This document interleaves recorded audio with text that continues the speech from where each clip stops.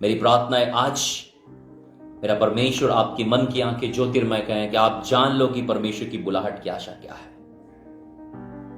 प्रियो, परमेश्वर आपसे और मुझसे चाहता कि हम प्रार्थना में उसके साथ लिपटे रहें और प्रार्थना में उसके साथ जुड़े रहें।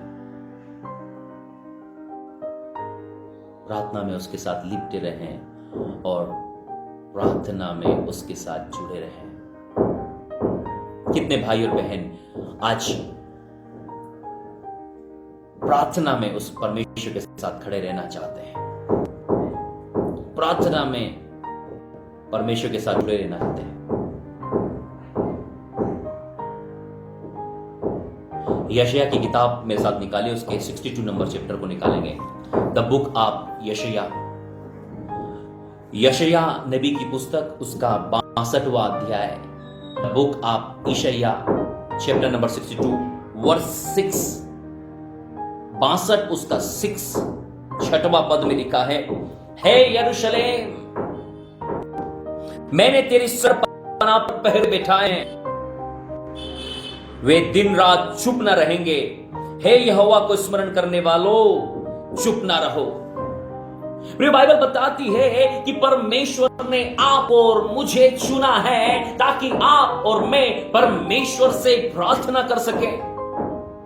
यीशु मसीह से 500 साल पहले यशाया नबी ये भविष्यवाणी कर रहा है कि मैंने यरूशलेम की शहरपनाह पर, यरूशलेम की वाल पर पहरों को बिठाया है, वॉचमैन को नियुक्त किया है और वे रात दिन चुप न रहेंगे। वॉचमैन क्या करते हैं? आप अपने घर के बाहर वॉचमैन को क्यों रखते हैं? आप कहीं जाते हैं तो आप सिक्योरिटी वॉचमैन को क्यों देखते हैं? बाहर वॉचमैन रात को क्यों कहता है जागते रहो? जब मैं छोटा था, मैं अपने कंपाउंड में एक चीज को देखता था। एक नेपाली गोरखा जो था वो साइकिल लेकर, टार्च लेकर आता था और एक आवाज मांगता था, जागते रहो, जागते रहो, जागते रहो। और वो हर एक घर के पास में जाकर जागते रहो बोलता था और वो अपनी साइकिल से निकल जाता था और चारों साइड में राउंड लगाकर, टार्च मारकर एक बात कहता था, जागते रहो, और वो इन बातों करने के बाद में लौट जाया करता था। शायद आपने भी अपने आसपास इन आवाजों को सुना होगा, लेकिन इसका स्पिरिचुअल मीनिंग क्या है? इसका आत्मिक मतलब क्या है? परमेश्वर क्यों कह रहा है कि वे दिन रात कभी चुप न रहेंगे? इसका मतलब परमेश्वर अपने लिए ऐसे लोगों को खड़ा किया, ऐसे लोग नियुक्त करना चाहता है। परमेश्वर ऐसे लोगों को चाहता है जो वो प्रार्थना में दिन और रात खड़े रहे, हर एक मौसम में वो लोग प्रार्थना में खड़े रहे। वो गोरखा, जो नेपाली गोरखा था, जो नेपाल में था, हमारे कैंपस में आया जाया करता था, वो ऐसा नहीं है कि वो गर्मियों में ही आता था, वो कड़ाके में ही आता था और कहता था जागते रहो। वो तेज बारिश में भी अपने रेनकोट को पहन कर आता था और एक बात चिल्ला कह रहा था, जागते रहो। वो गर्मी के मौसम में भी रात में आया करता था और कहता रहता था, जागते रहो। वो 12 महीने, वो संडे आता था, वो मंडे आता था, वो ट्यूसडे आता था, वो वेडनेसडे आता था। जो प्रेयर का संडे, मंडे, ट्यूसडे से कोई संबंध नहीं है। प्रेयर का संबंध परमेश्वर से कनेक्शन है। हमें हर दिन प्रार्थना करनी है।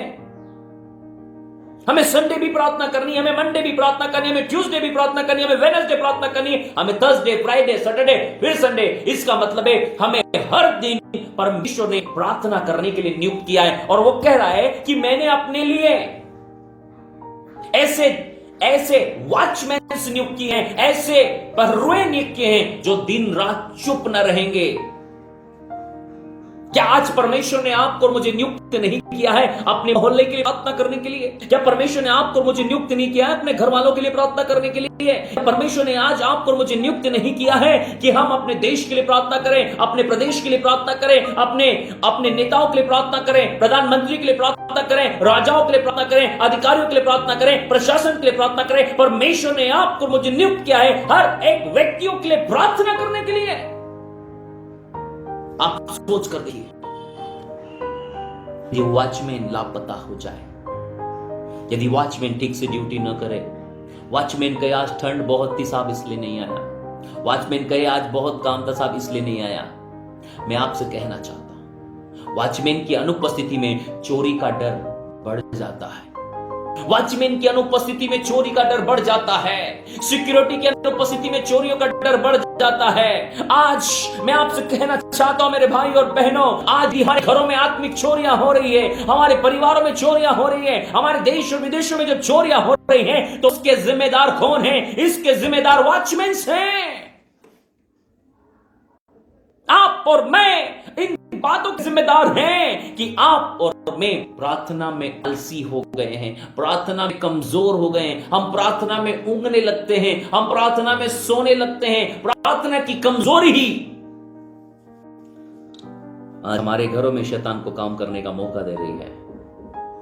हमें यह कहना बंद करना होगा शैतान ये कर रहा है, शैतान वो कर रहा है, शैतान ये कर रहा है, शैतान वो कर रहा है। अरे शैतान तब ना करेगा जब उसको मौका मिलेगा। आप प्रार्थना में अड़े और खड़े रहो, आप प्रार्थना में अड़े और खड़े रहो, उसको मौका नहीं मिलेगा। Hallelujah, hallelujah. Thank you, Holy Spirit. Thank you, Holy Spirit. Thank you, Lord. Rablanda la bruna sikiliana mama sikili brentene mendele bruna masaka. आप प्रार्थना में अड़े और खड़े रहना, आपको प्रार्थना में अड़े और खड़े रहने की आवश्यकता है, आपको प्रार्थना में बने रहने की आवश्यकता है, आपको प्रार्थना में जागने की आवश्यकता है। मैं आपको बता जा रहा हूं आज घरों में आनंद की चोरी क्यों हो रही है, आज घरों में शांति की चोरी क्यों हो रही है, आज घरों में स्वास्थ्य की चोरी क्यों हो रही है। आज हम इन तबाहियों को, इन तहलकों को, इन समस्या को क्यों देख रहे हैं? क्योंकि हमारे पहरुए आज सो रहे हैं। लिखा है,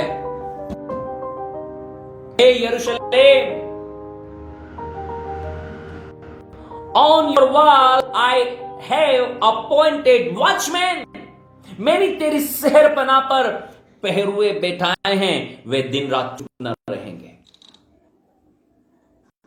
ओ जीसस। यशायाह 62वां अध्याय 6 में बहुत सामर्थी बात परमेश्वर आपसे मुझसे कर रहा है। दिन और रात चुप न रहेंगे। हम एक समय प्रार्थना करते हैं,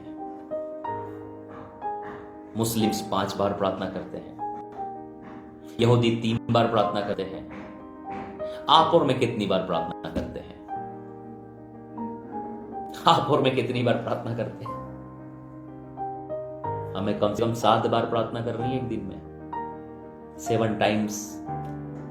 दाऊद कहता मैं 7 बार तेरी आराधना करूंगा, 7 बार।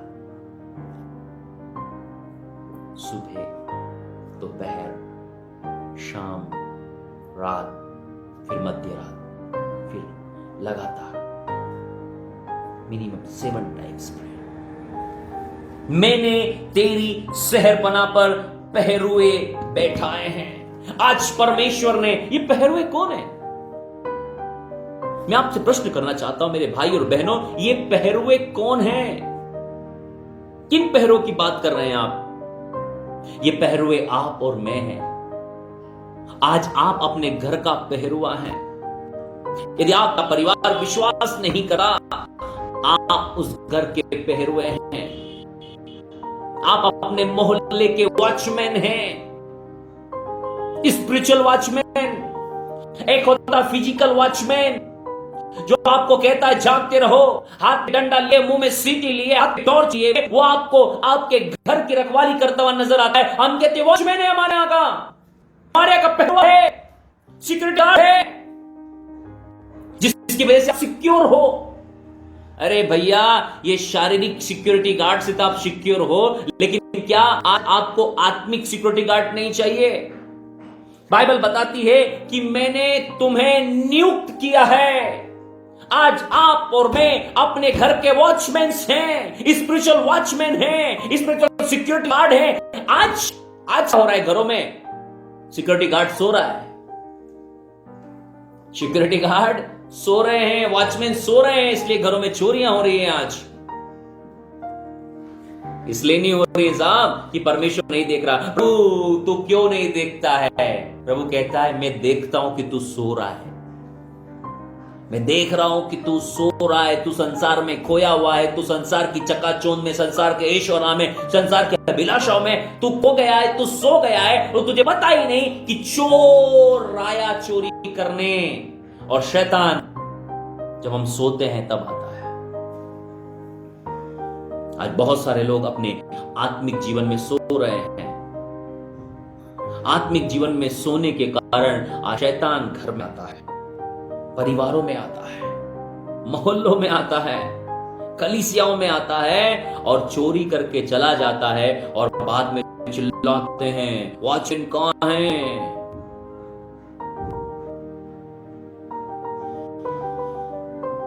जब कभी किसी परिवार में ज्यादा लोग विश्वासी नहीं होते हैं और एक व्यक्ति विश्वास करने वाला होता है, घर में कुछ होता है, तू प्रार्थना करने वाली, फिर भी हमारे घर में ऐसा हो गया, तू प्रार्थना करने वाला है, तू प्रार्थना करने, उस पे दोष लगाने लगते हैं। वाजिब है ये, क्योंकि वो कहते हैं कि तू प्रार्थना करने वाला ना, बुलाना अब करना प्रार्थना, तू प्रार्थना करने वाला ना।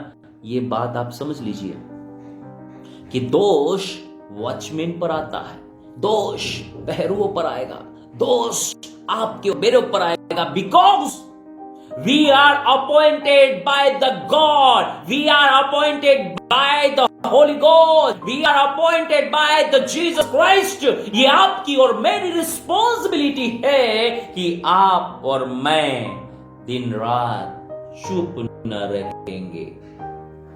जब आप और मैं चुप होते तो शैतान बोलने लगता है। आज बहुत सारे पहरुए चुप हो गए, इसलिए शैतान मुंह फाड़े फाड़े घूम रहा है, बोल रहा है। यदि आप बोलोगे तो वो चुप रहेगा। आप प्रार्थना में आवाज उठाओगे, शैतान की आवाज तभी चली जाएगी। आज हमारे घर में यदि शैतान सिर उठा रहा है, उसका कारण यह है कि हम प्रार्थना में सो रहे हैं। यीशु मसीह ने अपने चेलों से कहा था, मैंने आपसे कहा था, यीशु मसीह ने अपने चेलों से कहा,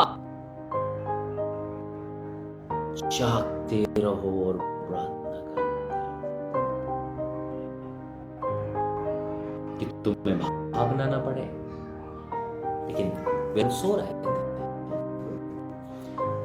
आज मैं कहना चाहता हूं, जितने भी पहरुए मेरी आवाज को सुन रहे हैं, जितने भी वॉचमैन मेरी आवाज को सुन रहे हैं, आप अपने घर के पहरुए हैं, आप अपने घर के वॉचमैन से लिखा है, मैंने तेरी सरना पर पहरुए बैठा है। ये शहरपना का है, ये आपकी और मेरी घर की शहरपना है, ये आपकी और मेरे मोहल्ले की शहरपना है। ये शहरपना क्या है? जिसके बीच में शहर बसा हुआ होता है। शहर means boundaries. O Lord, on your walls. Walls है, वॉल्स का मतलब दीवार। आज शत्रु हमारी दीवारों को तोड़कर हमारे घर पर हमला कर रहा है। आज शत्रु हमारी आत्मिक दीवारों को तोड़ रहा है, हमारे परिवार की बाउंड्रीज को तोड़ रहा है। एक शत्रु अदन की वाटिका में भी घुसा। आप क्या सोचते हो? जो अदन की वाटिका में घुस सकता है, वो क्या आपके और मेरे घर में नहीं घुस सकता? हम यीशु के लहू का बाड़ा लगाते हैं, हम स्वर्गदूतों को लगाते हैं, प्रभु हमें सुरक्षा देना। प्रार्थना कितनी देर की भैया तुमने? आत्मिक जीवन क्या है? प्रोटेक्शन क्या है? हम प्रार्थना में अड़े खड़े हैं, क्या खुदा के साथ हमारा संबंध है? फायर फायर वही बोल सकता है जिसने अपने अंदर फायर भरी हो। वो तो वही हाल हो गए, बंदूक तो ठह ठह कर रहे हैं, गोली नहीं है उसके अंदर में। आप खाली बंदूक ले जाकर शेर का शिकार करने चले हो, मरेगा शेर?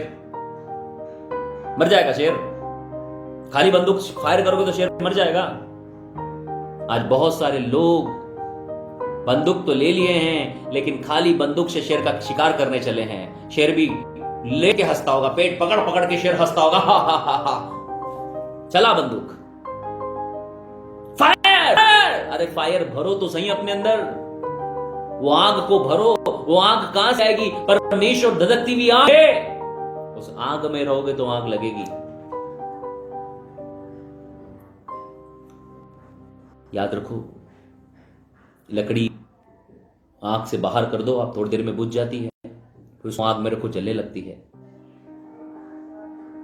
यदि हम खुदा के साथ हैं, हम फायर होंगे, हमारा जीवन फायर, और एक बार फायर बोलने से वो शैतान भागेगा, फायर लेकर आग लगेगी उसमें, आप बोलो फायर, भागेगा वो। या रोज फायर फायर चिल्लाते क्यों नहीं जा रहा है वो? क्यों नहीं जा रहा है? क्योंकि खाली बंदूक से फायर हुए जा रहे हैं। खाली बंदूक से फायर करोगे तो कहां से होगा? खाली बंदूक से फायर करने से वो नहीं भागने वाला। आपको इस बात को समझनी है कि खाली बंदूक से फायर करने से शत्रु नहीं भागता है। हमें अपने आप को भरना होगा प्रार्थना में, और उसके बाद फायर रिलीज करनी होगी। लिखा है, मैंने तेरी शहरपनाह पर पहरुए बिठाए हैं। यहां पर अदन की वाटा के बाद मैं आपको बता रहा था कि अदन की वाटिका में शत्रु घुस गया,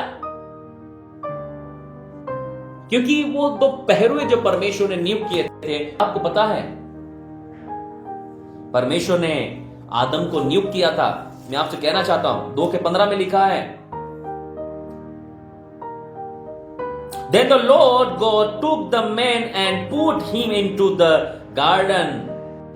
जब यहोवा परमेश्वर ने आदम को ले अदन की वाटिका में रख दिया कि वो उसमें काम करे और उसकी रक्षा करे। आदम को अदन की वाटिका में क्यों रखा था? आज परमेश्वर ने आपको आपके घर में क्यों रखा है? आपके मोहल्ले में क्यों रखा है? आपके प्रदेश में क्यों रखा है? आपके इस देश में क्यों रखा है? क्यों परमेश्वर ने आपको निकालकर बाहर नहीं कर दिया? इसलिए कि आप वहां पर काम करें और उसकी रक्षा करें। जेनेसिस चैप्टर नंबर 2 वर्स 15, उत्पत्ति 2:15, the Lord God took the man and put him in the garden of Eden to work and take care of it. उसकी रक्षा करें और वहां काम करें, उसकी रक्षा करें और वहां काम करें। आज परमेश्वर ने आपको और मुझे अपने घरों में क्यों रखा है?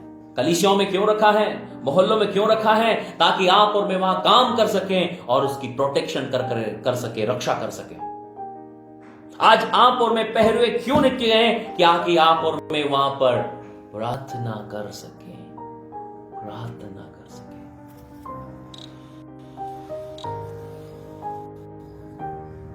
अदन की वाटिका की जिम्मेदारी परमेश्वर की नहीं थी। आज आप सारे काम परमेश्वर पर छोड़ के आप और मैं ये समझते हैं कि बस परमेश्वर भी अपने आप कर लेगा, परमेश्वर भी अपने आप कर लेगा, परमेश्वर भी अपने आप कर लेगा। No, there is our responsibility. परमेश्वर ने घर आपके और मेरे हाथ में दिया है, परमेश्वर ने कलीसिया आपके और मेरे हाथ में दी है, परमेश्वर ने देश आपके और मेरे हाथ में दिया है। कुछ भी अपने आप नहीं होगा। परमेश्वर चाहता है जब आप और मैं रिलीज करेंगे वो रिलीज होगा, आप और मैं क्लोज करेंगे वो क्लोज होगा। उसने कहा, जो कुछ तुम इस पृथ्वी पर बांधोगे वो स्वर्ग में बन जाएगा, जो कुछ तुम इस पृथ्वी पर खोलोगे वो स्वर्ग में खुल जाएगा। जो कुछ आप अपने घर के लिए बोलोगे वो घर में होगा। लिखा है, वे दिन रात चुप न रहेंगे। आज शत्रु इसलिए फाड़ खा रहा है लोगों को, क्योंकि वहां हमारे जो पहरुए हैं, हम जो पहरुए परमेश्वर ने नियुक्त किया है, हमें प्रार्थना करने के लिए नियुक्त किया है, हमें परमेश्वर की सेवा करने के लिए नियुक्त किया है, लेकिन हम चुप बैठे हैं। और हमारे चुप बैठने से हम सोचते हैं कि हम बहुत आत्मिकता का काम कर रहे हैं। हमारे चुप बैठने से हम सोच रहे हैं सब अपने आप अच्छा हो जाएगा, सब अपने आप हो जाएगा, सब अपने आप हो जाएगा। कुछ भी अपने आप नहीं होता इस दुनिया के अंदर में। आप बताइए कि एक भी चीज कभी अपने आप इस दुनिया में है? आप पेड़ से फल की तमन्ना करते हैं तो बीज को जमीन में जाना होगा और उसको गर्मी पाकर मरना होगा, और मरने के बाद में वो बीज अंकुरित होकर बहुत फल लेकर आता है। कुछ भी इस दुनिया में नहीं होता, चाहे वो खेती क्यों ना हो, चाहे वो भलाई क्यों ना हो, चाहे वो आपका मेरा जीवन क्यों ना हो। हम अपने आप दुनिया में नहीं आए। आप और मैं अपने आप दुनिया में नहीं आ गए। हम लोग भी कोशिश के साथ दुनिया में आए हैं। हमने माता गर्भ में कई जन्म जिया है, लाखों हमारे पार्टिसिपेंट्स को हमने पीछे किया और हम अपनी माता गर्भ में आए हैं। कम ऑन चर्च, मैं आपसे बात कहना चाहता हूं। ध्यानपूर्वक इस बात को सुनिए। हे यरूशलेम, मैंने तेरी शहरपनाह पर पहरुए बिठाए हैं, वे दिन रात कभी चुप न रहेंगे। लिखा है कभी चुप न रहेंगे। वो गर्मियों में भी चुप ना होंगे, वो बारिश में भी चुप ना होंगे, वो ठंड में भी चुप ना होंगे, वो पतझड़ में भी चुप ना होंगे, वो बसंत में भी चुप ना होंगे, वो बाढ़ में भी चुप ना होंगे। वो हर एक मौसम में खुदा के आगे अपनी प्रार्थनाओं को करते रहेंगे। क्या पता है आपको, आपकी और मेरी प्रार्थनाएं स्वर्ग में किस प्रकार से आती हैं? वे कभी चुप न रहेंगे। मेरे साथ निकाल लीजिए प्रकाशित वाक्य किताब निकाली। मैं आपको कुछ सिखाना चाहता हूं। उसका प्रकाशित वाक्य की किताब निकाली जल्दी से। Thank you Holi spirit. Hallelujah. 5 अध्याय।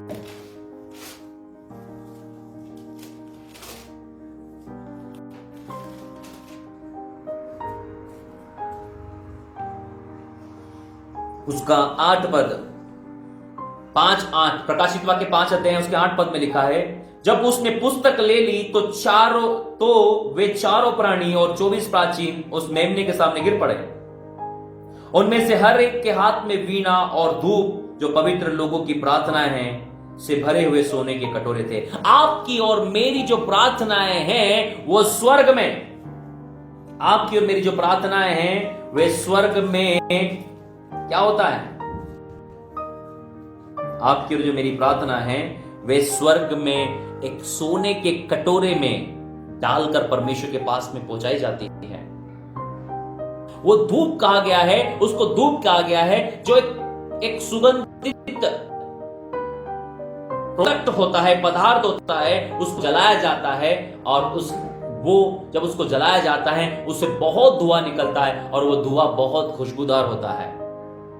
हमारी जो प्रार्थनाएं हैं वो परमेश्वर के सामने एक सोने के कटोरे में रखकर एक धूप के समान पहुंचाई जाती है। लिखा है उनमें से हर एक के हाथ में वीणा और धूप, जो पवित्र लोगों की प्रार्थनाएं हैं। ये धूप क्या है? जो परमेश्वर के सिंहासन के सामने सदैव जलती रहती है और उसका धुआं उठता है। वो खुशबूदार धुआं जब खुदा सूंघता है, वो स्मेल सूंघता है। ये पवित्र लोगों की प्रार्थनाएं हैं। कौन से लोगों की प्रार्थनाएं? पवित्र लोगों की प्रार्थना है। ये उन लोगों की प्रार्थना है जो दिन रात चुप नहीं रहते। ये उन पहरुओं की प्रार्थना है जिन्हें परमेश्वर ने नियुक्त किया है। ये उन लोगों की प्रार्थना है जो परमेश्वर के साथ अड़े और खड़े हैं। Come on, Josh. ये पवित्र धूप है। आपकी और मेरी प्रार्थनाएं स्वर्ग में सोने के कटोरे में रखकर प्रभु के सामने पहुंचाई जाती है। क्या आप लोग मेरे साथ मेरी आवाज को सुन पा रहे हैं? क्या आप लोग मेरी आवाज को सुन पा रहे हैं? सोने से भरे हुए कटोरे में सोने का मर्तबान, सोने का कटोरा, उससे हमारी प्रार्थनाएं रखी जाती है। Because our prayer is a precious. आपकी और मेरी प्रार्थनाएं जो परमेश्वर के लिए बहुमूल्य है। शायद आपकी मेरी प्रार्थना की इज्जत हमारे घर परिवार के लोग न करें, हमारे मोहल्ले, हमारे रिश्तेदार न करें, लेकिन याद रखिए आप जो कुछ प्रार्थनाएं करते हैं, मैं जो कुछ प्रार्थनाएं करता, हम सब लोग जो कुछ प्रार्थनाएं करते हैं, वो परमेश्वर के पास सोने के कटोरे में जाती है। रे भैया, सोने के कटोरे में रखकर परमेश्वर के पास जाती है। परमेश्वर उसे स्मेल करता है, उसकी खुशबू लेता है, वो आनंदित होता है। आपको पता है खुशबू से आनंद होता है, सुगंध से आनंद होता है। जब कोई अच्छा परफ्यूम आप स्मेल करते हैं, खुशबू लेते हैं, ओ जीसस, आप एक गहरे आनंद को महसूस करते हैं। एक अच्छा परफ्यूम जब आप स्मेल करते हैं, उसको स्मेल करते हैं, आप गहरे आनंद को लेते हैं। प्रियो, मैं आपको बताना चाहता हूं, परमेश्वर के लिए सबसे बेस्ट परफ्यूम है वो आपकी और मेरी प्रार्थना है। आपकी और मेरी प्रार्थना परमेश्वर के लिए सुगंधित धूप है। परमेश्वर कुछ और पदार्थों को वहां इस्तेमाल नहीं करता। वहां पर जो सोने के कटोरे में जो धूप पहुंचाई जाती है वो पवित्र लोगों की प्रार्थना है। आपकी और मेरी प्रार्थना स्वर्ग पहुंचाई जाती है। आप और मैं वे पहरुए हैं जिन्हें परमेश्वर ने नियुक्त किया है, अपॉइंट किया है, परमेश्वर ने तैयार किया है, ताकि आप और मैं दिन और रात परमेश्वर के सामने अपनी प्रार्थनाओं को पहुंचा सके। हमें प्रार्थना करना होगा। किसकी मदद की तलाश कर रहे हैं? कलीसियाएं क्यों बस प्रार्थना में नहीं बैठ रही? कि कलीसियाएं दूसरों के दरवाजे खटखटा रही है, कलीसियाएं अपनी ताकत लगा रही है, कलीसिया अब बुद्धिमान हो चुकी है, कलीसियाएं अब समझदार हो चुकी है, कलीसियाएं प्रार्थना की खोई हुई कला को भूल चुकी है, कलीसियाएं इन वचनों को भूल चुकी है कि परमेश्वर ने तुम्हें प्रार्थना करने के लिए बुलाया है, प्रार्थना करने के लिए बुलाया है, प्रार्थना करने के लिए बुलाया है। परमेश्वर ने तुम्हें ज्ञान बांटने के लिए नहीं बुलाया, परमेश्वर ने तुम्हें प्रार्थना करने के लिए बुलाया है। आवर जीसस, आपका और मेरा यीशु दुनिया का सबसे बड़ा उदाहरण है प्रार्थना करने में। उसने अपने जीवन काल में सबसे ज्यादा समय प्रार्थनाओं में बिताया। वो पूरी रात प्रार्थना करता था, वो पहाड़ पर चला जाता था, वो अकेला हो जाता था, वो उसके साथ कोई नहीं होता था, वो अपने पिता से रात भर प्रार्थना करता था। वो दिन में प्रार्थना करता था, वो सुबह प्रार्थना करता था, वो रात में प्रार्थना करता था। कैसे भूल सकते हैं? कैसे भूल सकते हैं? वो प्रार्थना करता था। उसने आपको और मुझे सिखाया सुबह जल्दी उठकर प्रार्थना करना है। उसने आपको और मुझे सिखाया रात में भी प्रार्थना करना है। उसने आपको और मुझे सिखाया जब लोग तुम्हें ढूंढ रहे हैं, जब लोग तुम्हारे पीछे पड़े हैं, जब लोग तुम्हारा इंतजार करते हैं, उन्हें भी छोड़ दो, परमेश्वर से प्रार्थना करो। क्या आपके आगे पीछे भीड़ है? आपके पास बहुत काम है? मैं कहता हूं यीशु से ज्यादा काम नहीं था, लेकिन उसने काम को छोड़कर प्रार्थना किया। आप नहीं कह सकते आज मेरे पास बहुत काम था, बहुत काम था, बहुत काम था, बहुत काम था। बस काम को छोड़कर प्रार्थना करना है। उसने आपको और मुझे सिखाया कि भीड़ में रहते हुए भी हमें अपने आप को अलग ले जाकर पहाड़ पर प्रार्थना करना है। वो बड़ी भीड़ को छोड़कर पहाड़ पर अकेला था, अपने पिता के साथ वो प्रार्थना कर रहा था। बिकॉज जीसस नोज, यीशु जानता था मेरी सामर्थ का रहस्य प्रार्थना है। यीशु जानता है कि जो मुझे बचा सकता है, मुझे उससे प्रार्थना करनी है। जो आपको मुझे छुड़ा सकता है, उससे प्रार्थना करनी है। क्या आज आप अपनी बहन से निपट रही हैं? क्या आज अपनी सास से निपट रहे हो? क्या आज अपने पति से और पत्नी से निपट रहे हो? अपने बच्चों से संघर्ष कर रहे हो? मैं कहना चाह रहा हूं, उनसे संघर्ष बंद करो, प्रार्थना में संघर्ष करो। प्रार्थना में अड़े और खड़े रहो जब तक परमेश्वर आपके साथ है। Come on, church. Come on, church. Come on, church. आपकी और मेरी प्रार्थनाएं परमेश्वर के पास सोने के कटोरे में धूपदानी के समान पहुंचती है। जब आप प्रार्थना करना बंद कर देते हैं, वो बंद जाती है।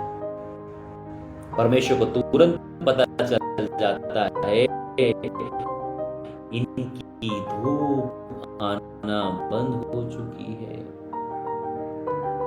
मैं आने वाले दिनों में आपको प्रार्थनाओं के ऊपर बहुत सारे विचार करने वाला, तैयार रहिएगा। एक हल्का सा प्रचार आपको बताना चाहता हूं। ये धूप क्या है? कौन सा? मैं आपको बताता हूं ये धूप क्या है।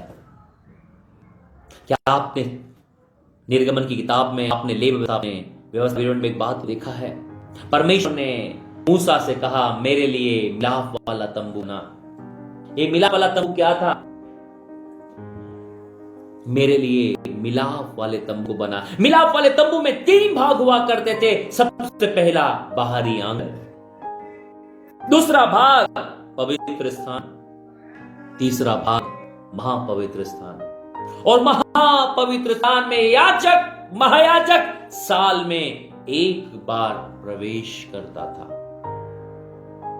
आपको पता है, वो हाथ में धूप दानी लिए हुए चलता था और याजक के लिए निर्देश था, यदि वो खड़ा हो जाएगा तो मर जाएगा।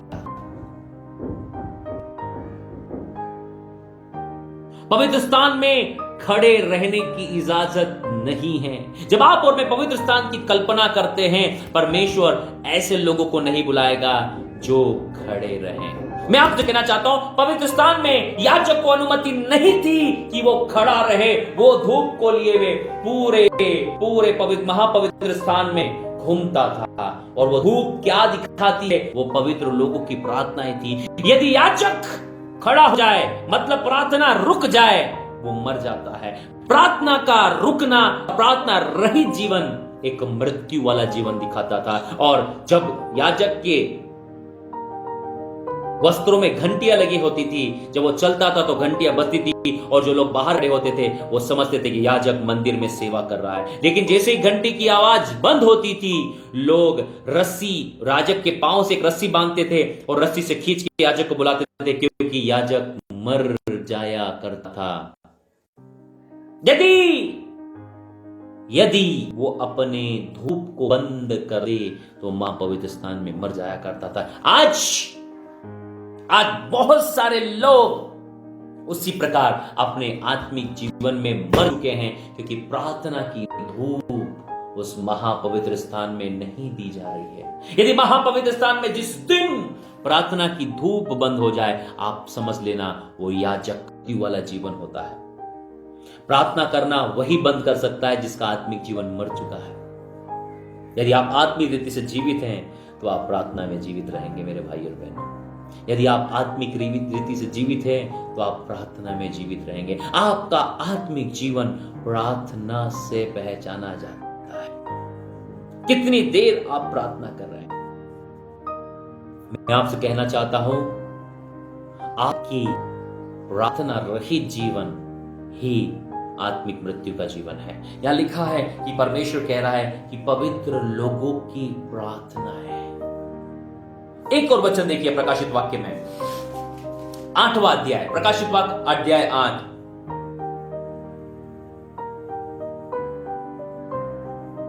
उसका 3रा पद। प्रार्थना की सामर्थ, कोई चिल्लाए प्रार्थना की सामर्थ, कोई चिल्लाए पावर ऑफ प्रेयर। फिर एक और स्वर्गदूत सोने का धूप दान लिए हुए आया। स्वर्गदूत क्या ले आया? प्रियो, आपके और मेरे जो स्वर्गदूत है वो हमारी प्रार्थनाओं को परमेश्वर की वेदी पर उंडेलते हैं।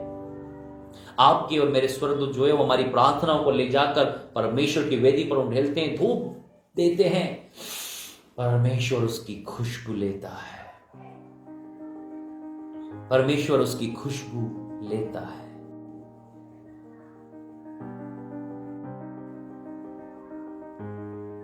प्रकाशित वाक्य अध्याय 8 वर्ष 3। फिर एक और स्वर्गदूत का धूपदान लिए आया और वेदी के निकट खड़ा हुआ।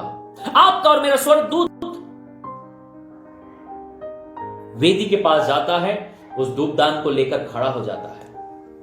Come on church, come on church, come on church, come on church. आपका और मेरा स्वर्गदूत वेदी के निकट खड़ा होता है। आपका और मेरा स्वर्गदूत वेदी के निकट खड़ा होता है। आप सोचिए, हमने जिस दिन प्रार्थना नहीं की, स्वर्गदूत क्या लेकर जाएगा खुदा के सामने? परमेश्वर बोलता है, आज तुमने धूप नहीं जलाई, आज तुमने वेदी पर धूप नहीं चढ़ाई। स्वर्गदूत का मुंह लटका होता और कहता, साहब आपने जो पहरुआ नियुक्त किया है ना, वो सो गया है। मैं पूछना चाहता हूं, कितने दिन से आपकी पवित्र धूप वेदी पर नहीं पहुंची है? कितनी क्वांटिटी में, कितनी मात्राओं में आप परमेश्वर के वेदी पर धूप जला रहे हैं? आप 2 रोटी खाते हैं, रोज 2 रोटी खाते हैं। जिस दिन 2 रोटी नहीं मिली, घर में हंगामा कर देते हैं। 4 रोटी होती है, खाना बढ़ता है, खाना कम नहीं होता। लेकिन परमेश्वर के सिंहासन पर धूप जलाने की बारी आती है, प्रार्थनाओं की धूप चाहिए उसको प्रेयर चाहिए मेरे खुदा को। वहां कम हो जाए तो कोई शिकवा नहीं, कोई दिक्कत नहीं, कोई परेशानी नहीं।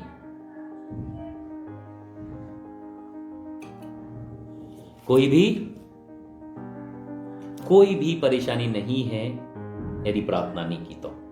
प्रार्थना नहीं की तो थोड़ा भी अफसोस नहीं है जिंदगी के अंदर में। लेकिन यदि घर में आज खाना नहीं मिला तो आज मूड खराब है।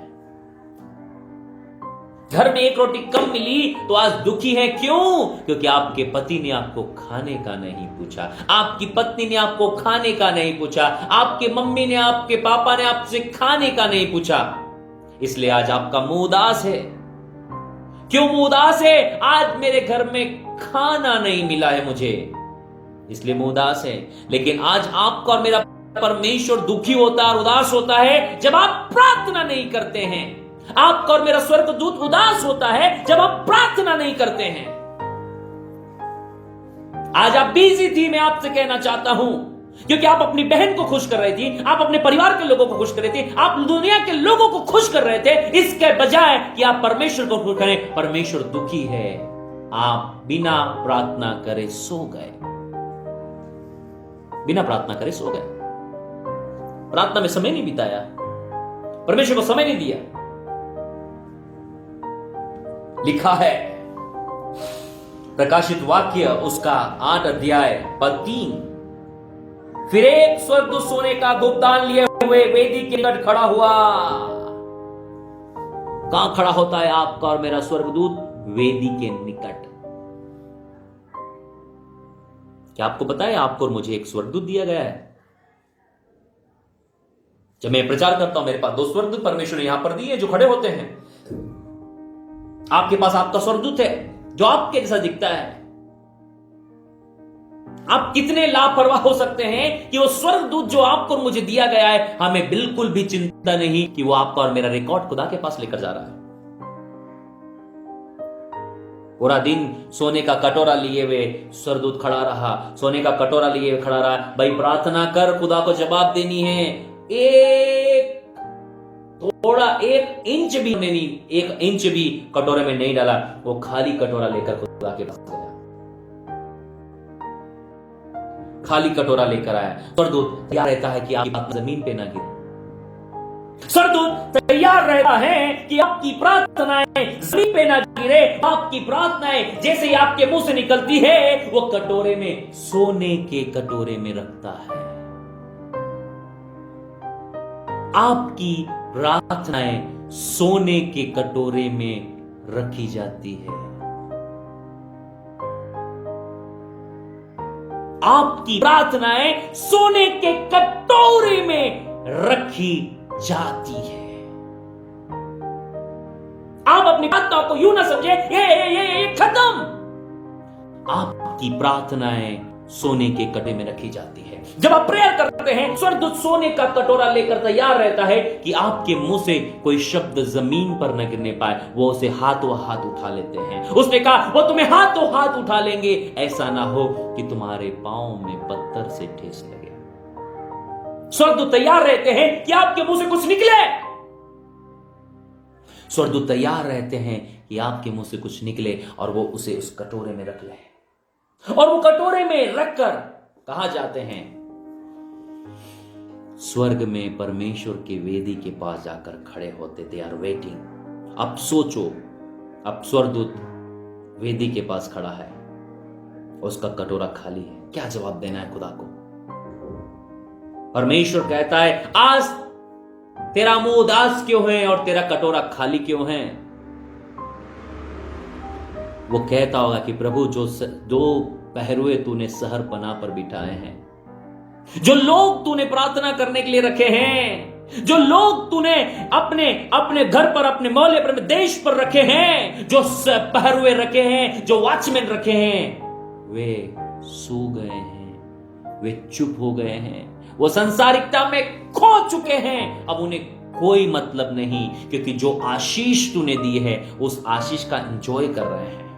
जो नौकरी तूने दी है वे उसका एंजॉय कर रहे हैं, जो गाड़ी तूने दी है वे उसका एंजॉय कर रहे हैं। अभी उनके पास समय नहीं है कि वो तेरे साथ प्रार्थना करें, वो तेरे साथ प्रार्थना करे। अब वो उनके पास समय नहीं है।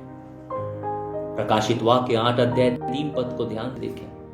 प्रकाशित वाक्य 8 अध्याय 3 में लिखा है, फिर एक और स्वर्गदूत सोने का धूप दान लिए हुए आया और वेदी के निकट खड़ा हुआ। अब देखिए, जो लोग प्रार्थना करते हैं उनके जीवन के साथ स्वर्गदूतों का क्या रिलेशन रहता है। जो लोग प्रार्थना करते हैं परमेश्वर का क्या रिलेशन रहता है। जो लोग प्रार्थना करते हैं उनके साथ क्या होता है, वहां लिखा है, और उसको बहुत धूप दिया गया। ये धूप क्या है? उसको बहुत धूप दिया गया। ये धूप क्या है? ये सब पवित्र लोगों की प्रार्थना है। ये सब पवित्र लोगों की प्रार्थनाएं हैं। जो प्रार्थनाएं हैं ये पवित्र धूप है जो स्वर्गदूत जलाते हैं। मैं कहना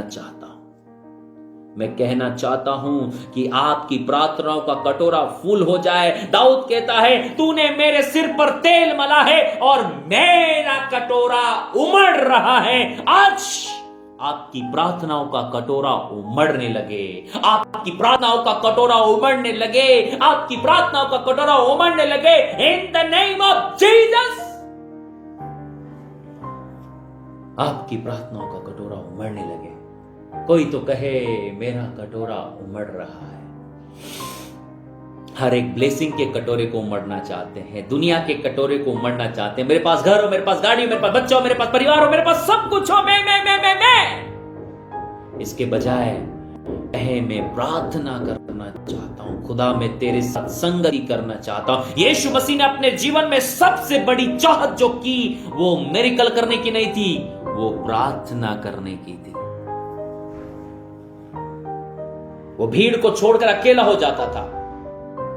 ऐसे समय प्रार्थना मत कीजिए जब आपका शरीर थका हो, आप कमजोर हो, आपकी हालत खराब हो। लेकिन प्रार्थना के लिए एक सही समय चुनिए जब आप बिल्कुल फ्रेश हो।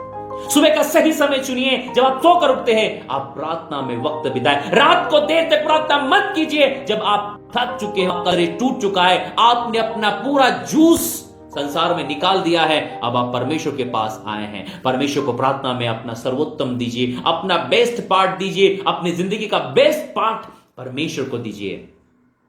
जब आपके पास बेस्ट समय होता है संसार में बिताने की बजाय प्रार्थना कीजिए। अपना बेस्ट पार्ट आप खुदा को दीजिए, अपना बेस्ट टाइम अपने खुदा को दीजिए, अपनी जिंदगी का बेस्ट टाइम आप परमेश्वर को दीजिए। अपना बेस्ट टाइम, अपनी जवानी। आपको पता है कि व्यक्ति का सबसे बेस्ट टाइम उसकी जवानी होती है। ये जवानी आपको परमेश्वर को देनी है। अपना बेस्ट टाइम आपको परमेश्वर को देना है। सुबह उठने वाला जो बेस्ट टाइम है आप प्रार्थनाओं में बिताएं। तब प्रार्थना मत कीजिए जब आप थक चुके हैं। तब प्रार्थना मत कीजिए कि आपको नींद आ रही है और आपके झोंके आ रहे हैं। तब प्रार्थना मत कीजिए कि आपके शरीर में ताकत नहीं बची हो। मैं कहना चाहता हूं, प्रार्थना के लिए एक बेस्ट समय चुनिए। प्रार्थना के लिए एक सर्वोत्तम समय चुनिए। प्रार्थना के लिए एक बेस्ट समय चुनिए। आपकी और मेरी प्रार्थनाएं ऑर्डिनरी नहीं है। स्वर्गदूत एक भी प्रार्थनाओं को जमीन पर गिरने नहीं देते हैं। सोने के कटोरे में है वो। कोई तो कहे, कोई तो टाइप करे कमेंट पर, मेरी प्रार्थनाएं सोने के कटोरे में है। कोई तो कहे, मेरी प्रार्थनाएं सोने के कटोरे में है। कोई तो कहे, मेरी प्रार्थनाएं सोने के कटोरे में है। आपकी और मेरी प्रार्थनाएं सोने के कटोरे में रखी जाती है। आपकी और मेरी प्रार्थनाएं सोने के कटोरे में होती। मेरे भाई और बहनों, स्वर्गदूत उन्हें परमेश्वर के पास लेकर जाते हैं। आपकी और मेरी प्रार्थनाएं परमेश्वर के जो भंडार है ना धूप के, उनको भर डालने दो। इतनी प्रार्थनाएं करो कि परमेश्वर के भंडार जो हैं वो आपकी प्रार्थनाओं से भर जाए। इतनी प्रार्थनाएं करो कि परमेश्वर के गोडाउन आपकी प्रार्थनाओं से भर जाए, परमेश्वर के केबिन आपकी प्रार्थनाओं से भर जाए, परमेश्वर का सिंहासन आपकी प्रार्थनाओं से भर जाए, परमेश्वर का पूरा एटमॉस्फेयर आपकी प्रार्थनाओं से, आपकी सुगंधित प्रार्थनाओं से भर जाए। आप इतनी प्रार्थनाएं परमेश्वर के पास लेकर जाएं, इतनी प्रार्थनाएं परमेश्वर के पास ले जाएं। वहां लिखा है पवित्र लोगों की प्रार्थनाएं, पवित्र लोगों की प्रार्थनाएं, पवित्र लोगों की प्रार्थनाएं। वहां लिखा है पवित्र लोगों की प्रार्थनाएं। प्रकाशित वाक्य उसका 8 अध्याय जिससे मैं आपसे बात कर रहा हूं, उसका 3 पद में लिखा है वे पवित्र लोगों की प्रार्थनाएं हैं। लिखा है फिर एक स्वर्गदूत सोने का धूपदान लिए वे वेदी के निकट खड़ा और उसको बहुत धूप दिया गया कि सब लोगों की प्रार्थनाओं के साथ उस सोनहली वेदी पर जो सिंहासन के सामने है चढ़ा है। आपकी और मेरी प्रार्थना है परमेश्वर के सिंहासन पर, गोल्डन अल्टर, बाइबल लिखा ली on the golden altar which was before the throne. Bible कहती है आपकी और मेरी जो प्रार्थनाएं हैं वो सोनहली सुनहरी सोने की वेदी पर चढ़ा है, सिंहासन के सामने सोने की वेदी। आसानी से कह देते हम लोग, प्रभु तू मेरी प्रार्थना सुन क्यों नहीं रहा? कितनी आसानी से हम लोग कह देते हैं क्या प्रभु तू मेरी प्रार्थनाओं को सुन रहा है? कितनी आसानी से हम लोग कह देते हैं क्या प्रभु तूने मेरी प्रार्थनाओं को नहीं सुना? कितनी आसानी से कह देते हैं क्या प्रभु सुन भी रहा होगा? मैं आपसे कह रहा हूं एक शब्द भी जमीन पर नहीं गिरने देता स्वर्गदूत। एक शब्द भी आपकी और मेरे मुंह से जो निकला है वो जमीन पर स्वर्गदूत गिरने नहीं देता, क्योंकि वो आपकी और मेरी प्रार्थनाओं को परमेश्वर के सिंहासन के सामने सोने की वेदी पर चढ़ाने के लिए लेकर जाता है। ये क्या है? ये तो पवित्र लोगों की प्रार्थनाएं हैं। ये क्या है? ये तो पवित्र लोगों की प्रार्थनाएं हैं। आगे देखिए 3 पद देखा, 14 पद देखिए, प्रकाशित वाक्य 8वां अध्याय पद 4 को देखिए क्या लिखा है। हाँ 4 को देखिए क्या लिखा है। वहां लिखा है उस धूप का धुआं,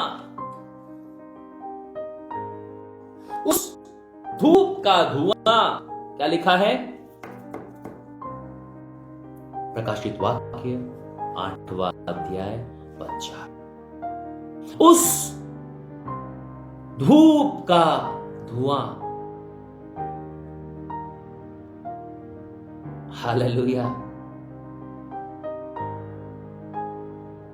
थैंक यू होली स्पिरिट। उस धूप का धुआं जो पवित्र लोगों की प्रार्थनाओं सहित, पवित्र लोगों की प्रार्थनाओं सहित स्वर्गदूत के हाथ से परमेश्वर के सिंहासन के सामने पहुंच गया। कहां गया? प्रियो ध्यान से इन वचनों को देखिए कि आपकी और मेरी प्रार्थनाएं परमेश्वर के सिंहासन के सामने पहुंचती है। किसने आपके मन के अंदर इन बातों को डाला कि आपकी प्रार्थनाएं परमेश्वर नहीं सुन रहा? किसने आपके और मेरे मन के अंदर इन बातों को डाला है कि परमेश्वर सुन भी रहा होगा कि नहीं? सुन लीजिए, आपकी और मेरी प्रार्थनाएं परमेश्वर के सिंहासन के सामने पहुंचाई जाती है। वाह! आज सुबह जो आपने प्रार्थना किया है परमेश्वर के सिंहासन के पास पहुंची है। अभी जब आप प्रार्थना कर रहे हो परमेश्वर के सिंहासन के पास पहुंचाई जा रही है। प्रियो, मैं 1 मिनट भी शक नहीं करता कि परमेश्वर के पास प्रार्थनाएं नहीं पहुंची। जरूरी नहीं है कि आप जो कुछ बोले परमेश्वर करे। मैं आपसे कहना चाहता हूं कि जो कुछ परमेश्वर के प्लान में होगा वो आपके लिए करेगा, क्योंकि आपको पता है आपके और मेरे प्लान जितने होते हैं वो 90% स्वार्थ पर आधारित होते हैं। परमेश्वर को पता है कि मुझे इन बातों को से नहीं देना जिसे तुम भूल जाओ। परमेश्वर से जरूर इन बातों के लिए प्रार्थना करें कि प्रभु मुझे वो मत देना कि जिसे पाकर मैं तुझे भूल जाऊं। मुझे वो मत देना कि जिसे पाकर मैं तुझे भूल जाऊं। देखो नीति वचन का लिखने वाला एक बात को लिखता जो मैंने पढ़ी और मुझे बहुत पसंद आती है। नीति वचन की किताब निकाली मेरे साथ में, मैं आपसे बताना चाहता हूं। नीति वचन निकाली मेरे साथ में। ये वचन पे लगे रहना, अड़े और खड़े रहना, क्योंकि मैं आपको उन वचनों से बहुत सारी बातों को सिखाने वाला हूं। नीति वचन 30 अध्याय, नीति वचन 30 अध्याय नीति वचन 30 अध्याय पद 7, 8 और 9। नीति वचन 30 अध्याय चैप्टर नंबर 13, नीति वचन प्रोवर्ब्स चैप्टर नंबर 13, 7, 8, 9। नीति वचन 30 अध्याय पद 7, 8 और 9। वह लिखा है, मैंने तुझसे 2 वर मांगे हैं। क्या लिखा है?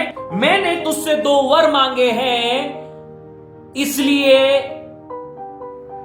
मेरे मरने से पहले उन्हें मुझे देने से मुंह न मोड़ना। नीति वचन का लिखने वाला कह रहा है कि मैंने परमेश्वर से 2 वरदान मांगे और मैं मरने से पहले कभी भी वो वरदान मुझसे अलग ना होने पाए, कभी भी वरदान मेरे से हटने ना पाए, कभी वरदान मेरे से अलग ना होने पाए। लिखा है कि मैंने परमेश्वर से 2 वरदान मांगे हैं और जीवन भर मुझसे अलग ना होने पाएंगे, अर्थात व्यर्थ और झूठी बातें मुझसे दूर रख। आप प्रार्थना करें कि परमेश्वर व्यर्थ और झूठी बातें मुझसे दूर हो, व्यर्थ और झूठी बातें मुझसे दूर हो, व्यर्थ और झूठी बातें मुझसे दूर हो। मैं आपको बताना चाहता हूं, जिस दिन आप व्यर्थ मतलब बिना काम की और झूठी बातें जिस दिन आपकी और मेरी जिंदगी से दूर हो जाएगी, मैं आपको कहना चाहता हूं आप और मैं बहुत ब्लेस्ड होंगे। नीति वचन का लिखने वाला कह रहा है कि मैंने परमेश्वर से 2 वरदान मांगे हैं, व्यर्थ और झूठी बात मुझसे दूर रहे। मुझे न तो निर्धन करना, न तो गरीब करना, न धनी बनाना, पर प्रतिदिन की रोटी मुझे खिलाया करना। आपको क्या करना है? परमेश्वर से कहना, परमेश्वर न तो मुझे गरीब बना, न मुझे धनी बना, मुझे प्रतिदिन की रोटी दिया कर। क्यों ऐसा बोलता है? वो ऐसा लिख रहा है कि मैं ऐसा क्यों बोलता हूं कि मुझे न तो गरीब बनाना, न अमीर बनाना, हर दिन की रोटी देना।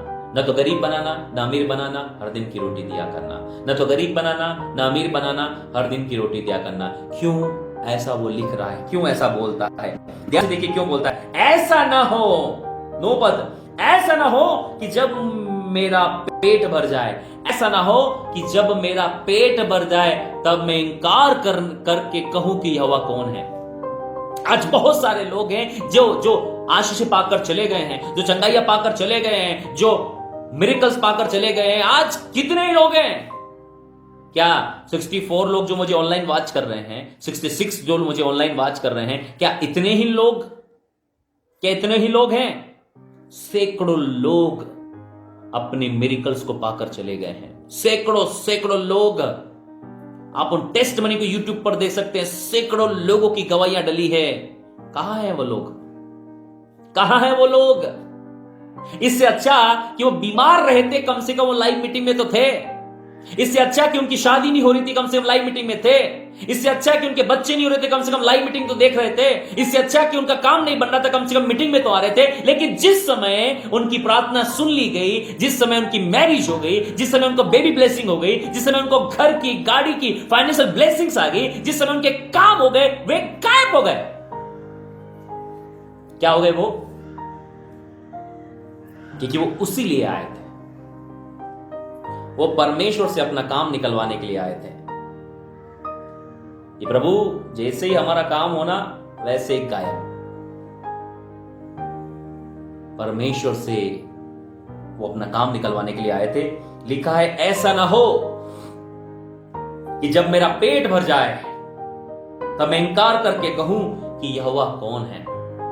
क्यों आज आपकी बहुत सारी प्रार्थनाओं के उत्तर नहीं आते? पता है, ऐसा ना हो कि जब आपका पेट भर जाए तो आप परमेश्वर को पहचानने से इंकार कर दो। शादी हो गई, गायब। शादियां हो गई, गायब हो गए। बच्चे हो गए, गायब हो गए।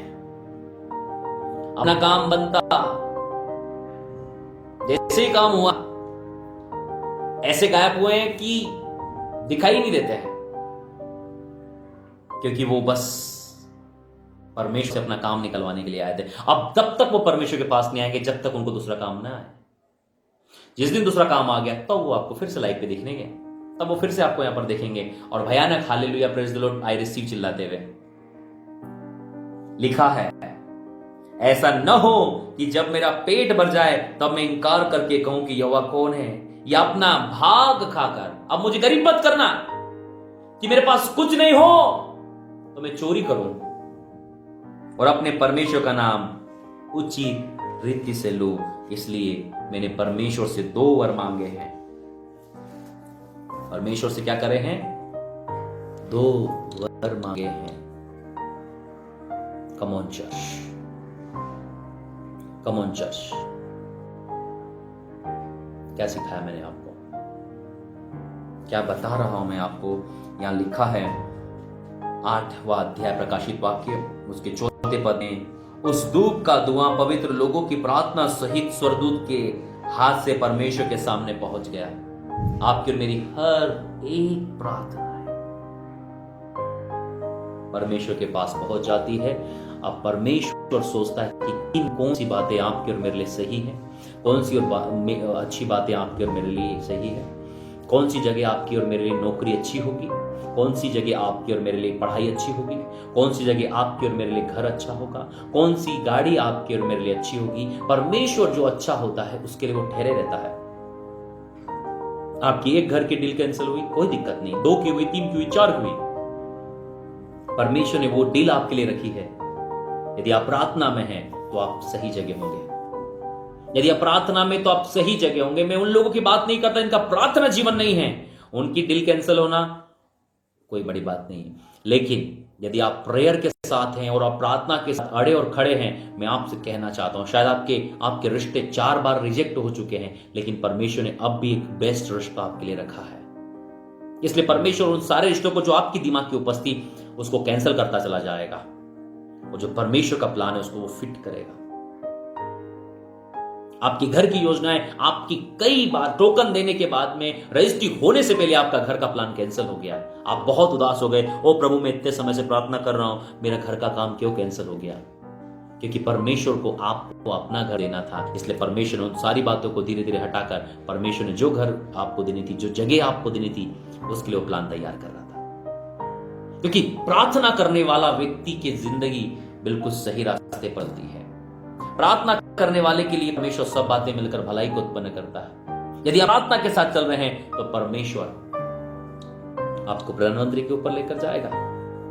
आप सोच रहे होंगे, ओ प्रभु मैं प्रार्थना करने वाला यूसुफ की तरह गड्ढे में क्यों हूं? आप सोच रहे होंगे मैं प्रार्थना करने वाला व्यक्ति बेच दिया गया। आप सोच रहे हैं यूसुफ की तरह प्रार्थना करने वाला व्यक्ति पोतीफर के घर में गुलामी कर रहा है। आप सोच रहे प्रार्थना करने वाला व्यक्ति जेल में है, लेकिन आप सोचते हैं बाद में वही प्रार्थना करने वाला व्यक्ति पूरे देश का प्रधानमंत्री बन जाता है। आप बताओ, अब बताइए मुझे कि उस घर में अपने बाप की भेड़ बकरियां चराना ज्यादा अच्छा था या उस देश का प्रधानमंत्री बनना अच्छा था? आप तो बस वही सोचते कि प्रभु मैं जब से प्रार्थना कर रहा हूं मैं गड्ढे में हूं, प्रभु अच्छा था मैं गुलामी में था, कम से कम जेल में तो नहीं पड़ता। लेकिन परमेश्वर का प्लान अलग है। परमेश्वर का प्लान यह है कि तू तो प्रधानमंत्री बनना है, इसलिए तू यदि रुक जाएगा ना तो मैं तुझे कहीं ना कहीं से डाल डुल के वहां पर उस पद पर लेकर जाऊंगा। आप सोचते प्रभु मेरी ये गाड़ी कैंसिल क्यों हो गई? मैं आपसे कहना चाहता हूं आपकी गाड़ी इसलिए कैंसिल हुई मेरे भैया ताकि परमेश्वर आपको अच्छी गाड़ी दे। आपकी डील कैंसिल इसलिए हुई कि आपको अच्छी डील मिले। आपकी नौकरी इसलिए कैंसिल हुई है कि परमेश्वर आपको बेस्ट नौकरी देना चाहता है। अपनी विचारधारा को बदलिए। यदि आप प्रार्थना करने वाले व्यक्ति हैं, यदि आप प्रार्थना वाले व्यक्ति हैं, मैं आपसे कहना चाहता हूं एक प्रार्थना करने वाला व्यक्ति कभी हारा हुआ जीवन नहीं बिताएगा। एक प्रार्थना करने वाला व्यक्ति कभी कमजोर जीवन नहीं बिताएगा। एक प्रार्थना करने वाला व्यक्ति हमेशा आशीषित और आशीष जिंदगी बिताएगा। क्योंकि आपकी और मेरी प्रार्थना है स्वर्गदूत सोने के कटोरे में रखकर परमेश्वर की सोने की वेदी पर चढ़ाते हैं, और बाइबल बताती है वो प्रार्थनाएं स्वर्गदूत के हाथ से परमेश्वर के सामने पहुंचा दी जाती है। आपकी और मेरी प्रार्थनाएं आज कहां है? बोलो परमेश्वर के सामने। कमेंट पे लिखो मेरी प्रार्थनाएं परमेश्वर के सामने पहुंचाई गई है। लिखो मेरी प्रार्थनाएं परमेश्वर के सामने पहुंच गई है। अरे कोई तो है जो कमेंट में लिख कर कह रहा है कि मेरी प्रार्थनाएं परमेश्वर के सामने पहुंच गई है। मेरी प्रार्थनाएं परमेश्वर के सामने पहुंच गई है इन नेम ऑफ जीसस। आपकी और मेरी प्रार्थनाएं परमेश्वर के सामने पहुंचा दी जाती है। किनकी प्रार्थनाएं? उन वॉचमैन्स की प्रार्थनाएं, उन पहरुओं की प्रार्थनाएं जो दिन रात चुप नहीं होते। किनकी प्रार्थनाएं? जिन्हें परमेश्वर ने नियुक्त किया प्रार्थना करने के लिए। आप अपने घर में प्रार्थना करने के लिए नियुक्त किए गए, अपने मोहल्ले के लिए, अपने देश के लिए, अपने लोगों के लिए, अपनी कम्युनिटी, अपनी कलीसियाओं के लिए प्रार्थना करने के लिए परमेश्वर ने आपको नियुक्त किया है और आप सो नहीं सकते हैं। लिखा है, हे यहोवा को स्मरण करने वालों, चुप ना रहो, चुप ना रहो, चुप ना रहो, चुप ना रहो। लाब्रूजा कहते हैं मैं डेलेरिया ना ना नमाज़िके लाब्रूजा हाला ब्रूटेले रबूतका ना ना मामा ज़िकेले ब्रेंडेले ब्रू नमाज़कला बाबा बाबा बाबा बाबा लाबूर बाबा बाबा बाबा। आपकी प्रार्थनाएं, और जब आपकी प्रार्थनाएं परमेश्वर के सिंहासन के पास पहुंच जाती, तब क्या होता है? तब क्या होता है? प्रकाशित वाक्य 8 अध्याय उसके 5 पद को देखिए। तीसरा पद देखा हमने, चौथा पद देखा, अब 5वां रिजल्ट देखिए क्या होता है। जब आपकी और मेरी प्रार्थनाएं परमेश्वर के सिंहासन के पास पहुंचती है तो किस प्रकार का रिजल्ट आता है? किस प्रकार का रिजल्ट आता है वो 5 पद में लिखा है। प्रकाशित वाक्य 8 अध्याय उसके 5 पद को आप देखिए कि वो किस प्रकार का रिजल्ट उत्पन्न करता है। जो आपकी और मेरी प्रार्थना है वो किस प्रकार के रिजल्ट्स को उत्पन्न करती है, किस प्रकार के रिजल्ट हम लोगों को दिखाई देते हैं, हमारे आत्मिक राज्य में किस प्रकार के रिजल्ट होते हैं, वो आपकी और मेरी प्रार्थनाओं में दिखाई देते हैं। और स्वर्गदूत ने धूपदान लेकर उस वेदी से आग भरी और पृथ्वी पर डाल दी। हमारी जो प्रार्थना है वो एक धधकती हुई आग बन जाती है। वो धूप जो धधकती हुई आग बनती है, वो प्रार्थना की आग, लो लगा कर की गई प्रार्थनाओं की आग उस वेदी पर पड़ती है और स्वर्गदूत उस वेदी से वो आग का कटोरा भरता है और कटोरे को क्या करता है? पृथ्वी पर डाल दी और गर्जन और शब्द और बिजलियां और भूकंप होने लगे। हमारी प्रार्थनाओं के जो रिजल्ट होते हैं वो 4 प्रकार के रिजल्ट होते हैं। बोलिए 4 प्रकार के रिजल्ट होते हैं। पहला, गर्जन। ये गर्जन क्या है? जब आप प्रार्थना करते हैं शैतान के राज्य में गर्जन होती है। आपने देखा जिस प्रकार बिजलियों की आवाज होती, कैसे गरजने की आवाज होती है, बालों की आवाज कैसी होती? गर्जन। जब हम छोटे थे बचपन में, हम आवाजों को सुनकर डर जाया करते थे। हम ब्लैंकेट के अंदर, हम रोजाइयों के अंदर घुस जाते थे जब बादलों की तेज गर्जन की आवाज होती। डर के मारे अपने कानों को बंद कर लिया करते थे क्योंकि वो आवाज हमें डरा दिया करती थी। हम कभी रोड पर चलते थे जब बच्चे थे, एकदम से बादल गरजने की आवाज होती थी, हम डर जाया करते थे, अपने पापा मम्मी को पकड़ लिया करते थे। Come on church. आपकी और मेरी प्रार्थनाएं शैतान के राज्य को गर्जा डालेंगी, अंधकार को गर्जा देगी, नेगेटिविटी को गर्जा देगी, जादू टोनों को गर्जा देगी, अंधकार की शक्तियों को आपकी और मेरी प्रार्थनाएं गर्जा देगी। हमारी और मेरी, आपकी और मेरी प्रार्थनाएं अंधकार में गर्जन पैदा करती है। 4 रिजल्ट होंगे जब हमारी प्रार्थना होगी। पहली बात गर्जन, और दूसरी बात शब्द। ये शब्द दिखाता है प्रार्थनाओं का उत्तर। आप प्रार्थनाओं के उत्तर को सुनेंगे, आप परमेश्वर की आवाज को सुनेंगे, आप गुड न्यूज को सुनेंगे, आप टेस्टिमनीज को सुनेंगे, आप मिरेकल्स को सुनेंगे इन नेम ऑफ जीसस। मेरी प्रार्थना है यीशु मसीह के नाम में आपकी प्रार्थनाएं अंधकार के राज्य गर्जन पैदा करेगी। दूसरी बात वर्ड, दूसरी बात शब्द सुनाई देगा। आप टेस्टिमनीज सुनेंगे यीशु मसीह के नाम से, आप परमेश्वर की आवाज सुनेंगे यीशु मसीह के नाम में, आप मिरेकल सुनेंगे यीशु मसीह के नाम में, आप हेल्थ सुनेंगे, आप गुड न्यूज सुनेंगे in the name of Jesus. आप गुड न्यूज सुनेंगे यीशु मसीह के नाम में, आप गुड न्यूज सुनेंगे यीशु मसीह के नाम में। मेरी प्रार्थना है आप गुड न्यूज सुनने जा रहे हैं in the name of Jesus. आप गुड न्यूज सुनने जा रहे हैं in the name of Jesus. आप गुड न्यूज सुनने जा रहे हैं, आप गुड न्यूज सुनने जा रहे हैं, आप गुड न्यूज सुनने जा रहे हैं, आप गुड न्यूज सुनने जा रहे हैं इन जीसस क्राइस्ट नेम। आपकी प्रार्थना है आपके लिए गुड न्यूज लेकर आई। I speak good news, I speak good news, I speak good news, good news, good news, good news, good news, good news, good news. आप वो पहरुए हैं जो आपकी प्रार्थनाओं के 4 प्रकार के रिजल्ट लाएंगे। आपको परमेश्वर ने पहरुए बनाकर नियुक्त किया है। आप यरूशलेम के शहर अपना पे पहरे बनाए गए हैं। आप वो वॉचमैन हैं, आप वो प्रेयर वॉरियर्स हैं। You are the prayer warriors, you are the prayer warriors. और जो प्रेयर वॉरियर्स होते हैं उनकी प्रार्थना परमेश्वर के सिंहासन के पास पहुंचती है। आप वो प्रेयर वॉरियर्स हैं जिनकी प्रार्थनाएं 4 प्रकार के रिजल्ट लेकर आती है। पहली बार गर्जन, जो शत्रु के राज्य में थरथराहट पैदा करती है, जो शैतान के राज्य में थरथराहट पैदा करती है। अब शैतान के राज्य को डालने वाले लोग हैं, क्या करने वाले लोग हैं, क्या करने वाले लोग हैं, क्या करने वाले लोग हैं, क्या करने वाले लोग हैं। पहली बात गर्जन, आप गर्जन वाले लोग हैं भैया, हल्के पतले थोड़ी नहीं है। दूसरी बात सेकेंडरी वर्ड, आप प्रार्थनाओं के उत्तर की शब्द को सुनेंगे, आप टेस्टमनी सुनेंगे, आप मिरेकल सुनेंगे, आप गुड न्यूज सुनेंगे in the name of Jesus. I प्रोफेसाई, receive your good news, receive the word of God, receive the voice of God, receive the instruction of God। आप मार्गदर्शन के शब्दों को सुनेंगे, आप सही दृष्टिकोण के शब्द को सुनेंगे, आप सही जानकारी को सुनेंगे। क्या होता है उसमें से? पहला गर्जन होगा, दूसरा शब्द, परमेश्वर की आवाज। वो बोलेगा बेटा, वो बोलेगी बेटी,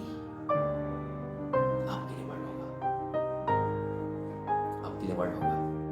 तीसरी बात क्या लिखी है? और बिजलियां क्या होंगी? ये बिजलियां है ना, ये सुपर नेचुरल रेलम की बातें हैं। बिजलियां दिखाई देती है और शब्द सुनाई देता है। शब्द दिखाई नहीं देता, बिजलियां दिखाई देती है, शब्द सुनाई देता है। बिजलियां दिखाई देती है, शब्द सुनाई देता है, बिजलियां दिखाई देती है। आप अपनी आंखों से परमेश्वर के अद्भुत कार्यों को देखेंगे, आप अपनी आंखों से परमेश्वर के अद्भुत कार्य को देखेंगे। ये बिजलियां जो है ये क्या करती है? ये उजियाले को दिखाती हैं। ये बिजलियां क्या होती है? ये चमकदार चीज़ों को दिखाती है। ये बिजलियां क्या देखती है? ये अलौकिक बातों का, परमेश्वर आपकी ज़िंदगी में अलौकिक प्रकटीकरण को देगा।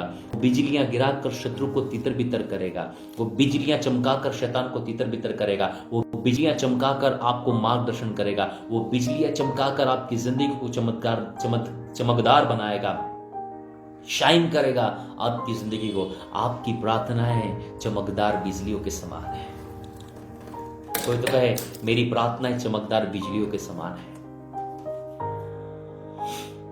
बोले मेरी प्रार्थनाएं चमकदार बिजलियों के समान है।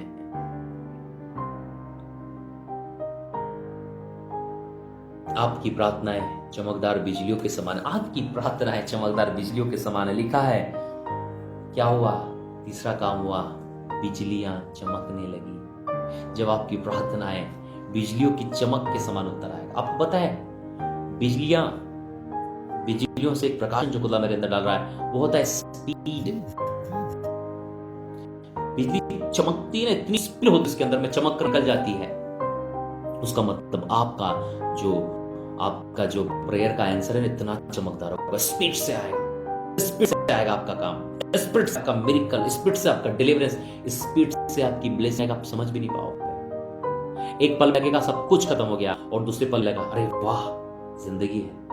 एक पल दिखेगा तुम मरने वाले हैं, दूसरे पल में देखोगे मैं तो बच गया।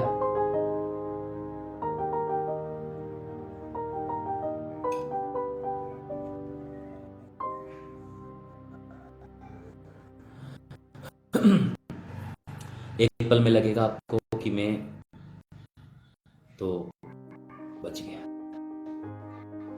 तो आपकी प्रार्थना है कि चमकदार बिजलियों के समान है भाइयों, चमकदार बिजली के समान होगा। कम ऑन जश, इस बात को समझ पाए? इस तरह आपकी प्रार्थना का चमकदार बिजली के समान होगा। और चौथा जो आखिरी बात जो मैं आपको बताने जा रहा हूं, चौथी बात, भूकंप होने लगे। पहली बात मैंने आपको बताई गर्जन, दूसरी बात शब्द, तीसरी बात बिजली, चौथी बात भूकंप। चौथा जो परिणाम होगा आपकी प्रार्थनाओं का, वो है भूकंप, जो किसी भी चीज से रोका नहीं जाता। क्या आपने देखा, ऐसी दुनिया ने आज तक इतनी बड़ी खोज कर ली है, विज्ञान ने बहुत बड़ी खोज कर ली है, क्या वो भूकंप को रोक पाया? आप मुझे बताइए, क्या ऐसी कोई विज्ञान ने ऐसा कोई इन्वेशन कर लिया है, ऐसी कोई खोज करी जिससे भूकंप रोक दिया जाए? आपकी प्रार्थना को उत्तर भी ऐसे रोक नहीं पाएगा कोई दुनिया की ताकत आपकी प्रार्थना को उत्तर नहीं रोक पाएगी। आपकी प्रार्थनाओं के उत्तर भूकंप की तरह होंगे, जो शैतान की नींवों को हिला देंगे। भूकंप बड़ी से बड़ी नींव को हिला देता है, भूकंप बड़े से बड़े पहाड़ों को हिला देता है। एक भूकंप पहाड़ को हिलाकर रख देता है, एक भूकंप बड़ी से बड़ी मल्टी को गिराकर रख देता है, एक भूकंप समुद्र को हिलाकर रख देता है, एक भूकंप शैतान के राज्य को हिलाकर रख देगा, यह भूकंप शैतान की नींव को हिलाकर रख देगा, यह भूकंप शैतान के कार्य को हिलाकर रख देगा, यह भूकंप शैतान के कार्य को नष्ट कर देगा, तितर-बितर करेगा। In the name of Jesus, आपकी प्रार्थनाओं का उत्तर भूकंप की तरह होगा मेरे भाई और बहनों, जो कोई रोक नहीं सकता। रोकने वालों से कहना, क्या तुम भूकंप को रोक सकते हो? यदि कोई व्यक्ति भूकंप को रोक सकता है तो वो आपकी प्रार्थनाओं को भी रोक सकता है। यदि कोई व्यक्ति भूकंप को रोक पाए ना, तो वो आपकी प्रार्थनाओं के उत्तर को रोक पाएगा। पूछना अपने जाकर लोगों से, क्या तुम भूकंप को रोक सकते हो? तुम जिस दिन भूकंप को रोकोगे, याद रखना उसी दिन मेरी प्रार्थनाओं के उत्तर को रोक पाओगे। मेरी प्रार्थनाओं का उत्तर भूकंप की तरह है। कोई तो लिखे, मेरी प्रार्थना का उत्तर भूकंप की तरह है। कम ऑन, कमेंट पे लिखो, मेरी प्रार्थनाओं का उत्तर भूकंप की तरह है, कोई रोक नहीं पाएगा। मेरी प्रार्थनाओं का उत्तर भूकंप की तरह है, कोई रोक नहीं पाएगा। मैं कहना चाहता हूं, आपकी प्रार्थना भूकंप की तरह काम करेगी, भूकंप की तरह, अर्थक्वेक की तरह। आपकी प्रार्थनाओं का उत्तर पहाड़ों को हिला देगा, आपकी प्रार्थना का उत्तर समुद्र को हिला देगा, आपकी प्रार्थना का उत्तर बड़ी बड़ी मीनारों को, बिल्डिंगों को उतल पुतल कर देगा, आपकी प्रार्थना का उत्तर जमीन को हिला देगा, आपकी प्रार्थनाओं का उत्तर शैतान के राज्य को हिला देगा। ला प्रोंडा ना ना मामा मामा मामा। कम ऑन चर्च, क्या आपने लिखा? मेरी प्रार्थना का उत्तर भूकंप की तरह होगा। मेरी प्रार्थना के उत्तर भूकंप की तरह है, कोई रोक नहीं पाएगा। मेरी प्रार्थना का उत्तर भूकंप की तरह है, कोई रोक नहीं पाएगा। मेरी प्रार्थना का उत्तर भूकंप की तरह है, कोई रोक नहीं पाएगा। मेरी प्रार्थना का उत्तर भूकंप की तरह है, कोई रोक नहीं पाएगा। मैं कहना चाहता हूं, मैं प्रोफेसी करता हूं, आपकी प्रार्थना का उत्तर भूकंप की तरह होगा यीशु मसीह के नाम में। ओ आप आमीन रिसीव करके चिल्लाएं। आपका आमीन ऊंचा होना चाहिए, आपकी आशीष ऊंची होगी यीशु मसीह के नाम में। आपकी प्रार्थना का उत्तर भूकंप की तरह आ रहा है यीशु मसीह के नाम में, कोई रोक ना पाएगा। कोई जादू टोना तंत्र अंधकार की शक्ति रोक नहीं पाएगा, कोई भी रोक नहीं पाएगा यीशु मसीह के नाम में। आपकी प्रार्थना भूकंप की तरह होगी यीशु मसीह के नाम में। ओ शैतान के नींवों को हिलाने वाली, अंधकार की शक्ति को हिलाने वाली होगी। आपकी प्रार्थना का उत्तर यीशु के नाम में भूकंप की तरह होगा। लेब्रोन डाला बारा आपकी प्रार्थना का उत्तर भूकंप की तरह आ रहा है। Hallelujah, hallelujah, hallelujah, hallelujah. आपकी प्रार्थना का उत्तर भूकंप की तरह आ रहा है। जिस जगह भूकंप आते हैं, लोग हिल जाते हैं, जगह भी हिल जाती है। आपकी प्रार्थनाओं के उत्तर सबको हिला डालेंगे। आज से कहना है आपने, आज ठीक है, जिस दिन मेरी प्रार्थना का उत्तर आएगा ना, सब कुछ हिल जाएगा। क्या कहना है आपको? आपने कहना है, जिस दिन मेरी प्रार्थना का उत्तर आएगा ना, वो ऐसा नहीं आएगा, हिलाने वाला आएगा। लिखिए, मेरी प्रार्थना का उत्तर हिलाने वाला होगा। लोग हिल जाएंगे आपकी प्रार्थनाओं के उत्तर को देखकर, लोग हिल जाएंगे आपके टेस्टमनीज को देखकर, लोग आश्चर्यचकित हो जाएंगे आपकी टेस्टमनी को देखने के बाद में, हैरान हो जाएंगे। ओ जीसस, ये क्या हो गया? क्या हो गया? ये इतना बेकार, इतने खराब जीवन जीने वाले के साथ इतना सुपरनेचुरल कैसे हो गया? आपकी प्रार्थना का उत्तर सुपरनेचुरल मिरेकल्स पैदा करेगी, भूकंप होंगे यीशु मसीह के नाम में। लाब्रू से के लेब्रेन लेब्रू ना सकलबा जेके डेके डे रे बो रबा नमाज के लेबे। मैंने कहा आपकी प्रार्थनाएं साधारण नहीं होगी, आपकी प्रार्थनाएं सुपरनेचुरल होती है, आपकी प्रार्थनाएं अलौकिक होती है, आपकी प्रार्थनाएं से सब कुछ संभव है। मैं आज प्रार्थनाओं का पार्ट 2 प्रचार कर रहा हूं। प्रार्थनाओं से सब कुछ संभव है पार्ट 2 मैंने आप लोगों को सिखाया है, और ये प्रार्थनाएं जो है सुपर नेचुरल प्रार्थना करना मैं आपको सिखा रहा हूं कि जब आप और मैं यरूशलेम के शहरपनाह पर बिठा दिए गए हैं, आप और मैं अपने घर की शहरपनाह पर बैठा दिए गए हैं, आप और मैं अपने चर्च की शहरपनाह पर बैठा दिए गए हैं, आप और मैं अपने मध्य प्रदेश और अपने देश की शहरपनाह पर बैठा दिए गए हैं, तो खुदा का वचन कहता है कि आपको चुप नहीं रहना है। यशायाह 62:6 के अनुसार, हे यरूशलेम, मैंने तेरी शहरपनाह पर पहरुए बैठाए हैं, वे दिन रात कभी चुप न रहेंगे। मैं आपसे कहना चाहता हूं, आप परमेश्वर के द्वारा नियुक्त किए गए हैं, आप दिन और रात प्रार्थना करें, चुप न रहें। आपको चुप रहने की परमिशन नहीं है। सुबह प्रार्थना करें, दोपहर प्रार्थना करें, शाम को प्रार्थना करें, उठते प्रार्थना करें, बैठे प्रार्थना करें, बस में प्रार्थना करें, कार में प्रार्थना करें, बाथरूम में भी प्रार्थना करें, कपड़े धोते हुए प्रार्थना करें, कब बर्तन मांजते हुए प्रार्थना करें, खाना खाते हुए प्रार्थना करें। प्रेयर इज लाइफ, प्रार्थना ही जीवन, प्रार्थना ही जय। Prayer is life, prayer life भी आप ये बना लीजिए, चुप हे आवाज बंद कर लो, चुप न रहो। आज परमेश्वर की इच्छा है आपके मेरे लिए कि हम लगातार प्रार्थना करते हैं। पहला थिस्सलुनीके 5:17 में लिखा है, निरंतर प्रार्थना में लगे रहो। आज मैं आप लोगों को उत्साहित करता हूं, अप्रिशिएट करता हूं कि आप निरंतर प्रार्थना लगे रहे। मैं परमेश्वर आपको प्राप्त करने की सामर्थ्य करें। मेरा परमेश्वर आपको ज्ञान और समझ दे कि आप प्रार्थना कर सकें, आप प्रार्थना कर सकें। हालेलुया, हालेलुया, आप प्रार्थना कर सकें। यह परमेश्वर की आपकी और मेरे लिए, मैंने आप लोगों को सिखाया कि आपकी और मेरी प्रार्थनाएं क्या करती है। आपकी और मेरी प्रार्थनाएं स्वर्गदूत सोने के कटोरे में रखा है, और मेरा स्वर्गदूत आपके और मेरे पास में है। वो कटोरा सोने का कटोरा लेकर आता है, वो सोने के कटोरे में हमारी प्रार्थना को धूप की तरह रखता है, और वो प्रार्थनाएं परमेश्वर की वेदी पर चढ़ाई जाती है। परमेश्वर प्रार्थनाओं की खुशबू लेता है, खुशबूदार प्रार्थना है, सुनकर प्रभु खुश होता है, प्रभु आनंदित होता है, और आपकी प्रार्थनाओं का उत्तर देता है 4 प्रकार से। वो आपकी प्रार्थना का उत्तर देता है 4 प्रकार से। सबसे पहले क्या होगा? गर्जन का। इसका मतलब सब लोग सुनेंगे जब आपकी प्रार्थना का उत्तर आएगा। गर्जन क्या होता है? जहां पर बादल गरजते हैं सब लोग सुनते हैं। आपकी प्रार्थना का उत्तर सब लोग सुनेंगे। दूसरा परिणाम क्या होगा? शब्द होगा। जब बादल गरजेंगे तो शब्द होगा। आप गवाहियों को लोग सुनेंगे, आपके मिरेकल को लोग सुनेंगे, आप गुड न्यूज सुनेंगे, आप अपनी प्रार्थनाओं का उत्तर सुनेंगे। तीसरी बार बिजली चमकदार होती है, इतनी स्पीडली चमचमाता हुआ आपका रिजल्ट आएगा, आपका उत्तर आएगा। आपकी प्रार्थना का उत्तर बिल्कुल तुरंत एक पल में आपको लगे सब कुछ खत्म हो गया, दूसरे पल में आप बिजली की तरह। बिजली सबसे तेज जो होती है वो बिजली होती है। बिजली की स्पीड बहुत तेज होती है। आपका उत्तर भी इतनी तेजी से आएगा जितनी स्पीड से बिजली आती है। आपको लगा सब कुछ खत्म हो गया, प्रभु बोलेगा अरे भैया बिजली को मैंने भेजा है। बिजली की तरह चमकते हुए आपका प्रार्थना का उत्तर आएगा। और चौथा रिजल्ट जो है वो है भूकंप की तरह।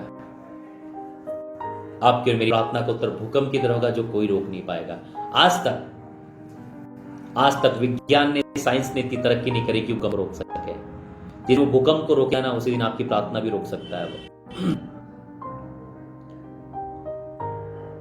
जो भूकंप को रोक सकता है वो आपकी प्रार्थना को रोक सकता है, लेकिन आज तक ऐसा नहीं हो पाया।